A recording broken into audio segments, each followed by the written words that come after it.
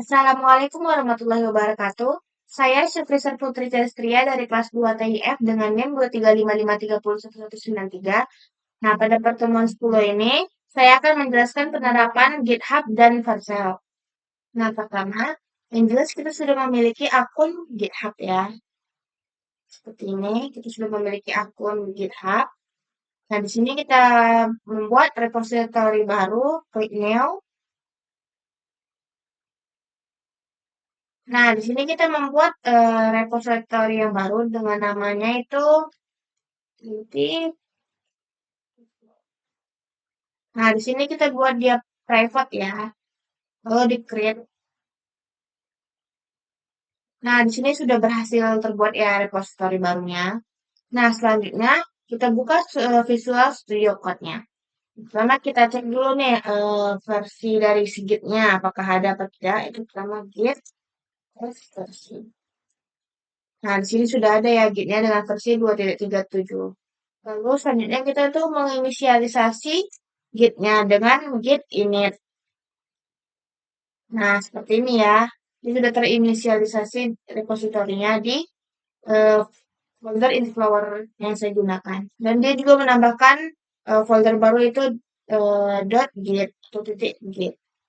Nah, setelah inisialisasi berhasil, kita coba git status untuk melihat kondisi filenya. Nah, di sini nih ada filenya ya. Nah, ini belum kita commit. Nah, untuk memasukkan file ke dalam staging area, kita perlu menjalankan perintah git add dot titik. Nah, dot yang kita gunakan ini berarti semua file yang ada dalam folder working directory akan dimasukkan. Nih, kita coba lagi, kita jalankan git statusnya. Nah, dia akan berwarna hijau seperti ini ya. Nah, setelah semua file masuk ke staging area, langkah selanjutnya itu adalah kita menyimpan perubahan ke local repository-nya. Atau kita komitkan dengan perintah tuh git.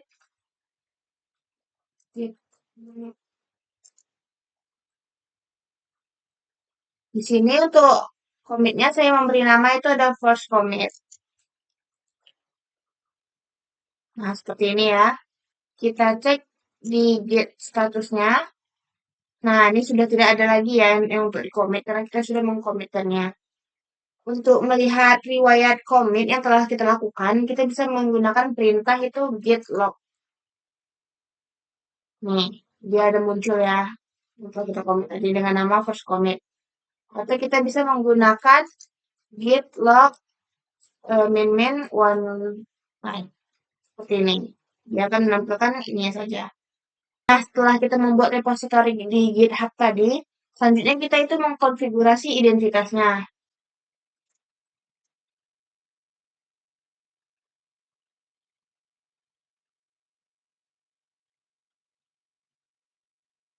Nah, di sini kita menggunakan konfigurasinya tuh ada username.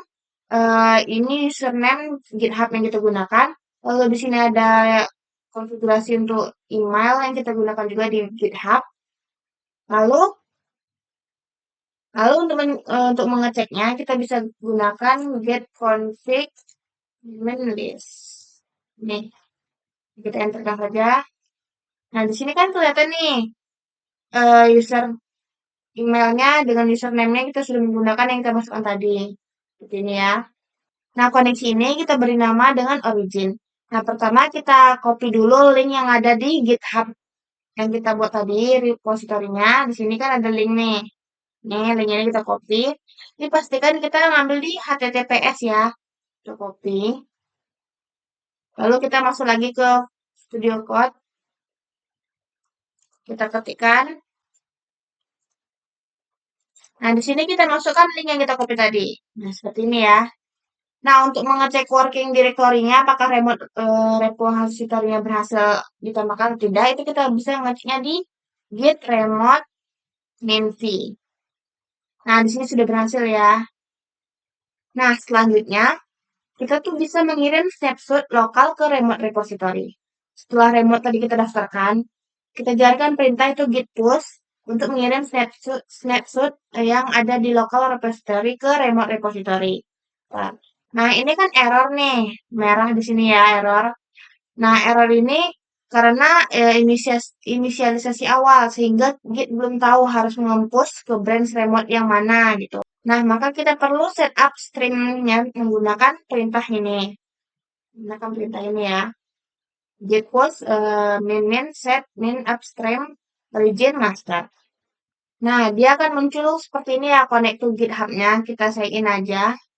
Nah, jika muncul seperti ini, kita biarkan saja ya. Dia bakal loading seperti ini, kita tunggu saja ya. Sampai di selesai. Nah, ini sudah selesai.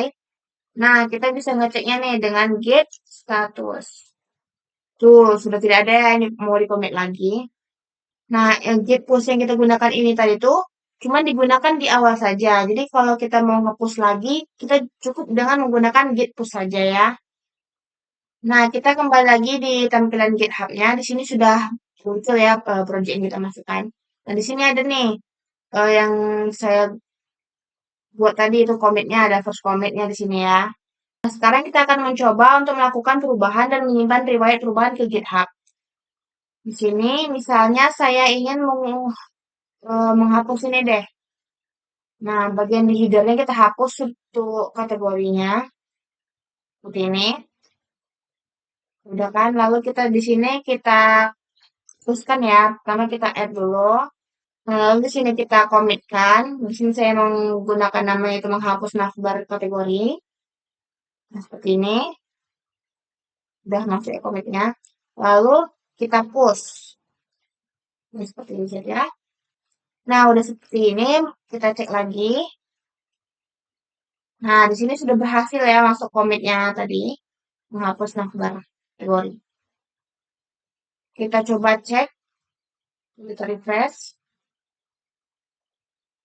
Nah, di sini sudah masuk ya. Komit yang kita buat tadi itu menghapus navbar kategorinya. Nah, misalnya nih, kita mau melihat versi sebelumnya atau yang sebelum perubahan. Nah, kita akan mencoba nih untuk melihat versi awal di mana belum ada perubahan. Atau kita sebelum kita merubah atau menghapus navbar kategori tadi. Nah, kita di sini pertama kita jalankan perintah ini. Ini. Nah, di sini kan muncul nih ID-nya. Nah, tadi kan kita menghapus navbar nih. Hapus navbar itu di sini. Nanti kita kalau misalnya mau melihat sebelum dihapus atau melihat navbarnya, berarti kita ngambil ID yang ini di sini ya. Nah, di sini kita jalankan perintah itu git checkout dengan ID-nya yang tadi. Nah, maka akan muncul seperti ini setelah kita jalankan. Nah, dia bakal muncul lagi nih yang sebelum kita ubah tadi. Nah, di sini kita jalankan perintah get status, maka akan terlihat informasi bahwa si head-nya ini ada di ID dengan ID ini. Yang artinya kita tidak berada di branch manapun, tetapi sedang lihat di commit dari ID ini. Nah, jika kita ingin kembali ke versi terbaru, cukup jalankan perintah itu git checkout master. Kita balik lagi nih ke setelah perubahan gitu. Nah, kita balik lagi. Di sini bakal hilang juga dia kan, kategori yang tadi kita hapus. Lalu di sini kita menambahkan file baru yang setara atau sejajar dengan ini ya, config.js-nya ini kita membuat console.json. Nah, di dalamnya ini kita masukkan kode seperti ini.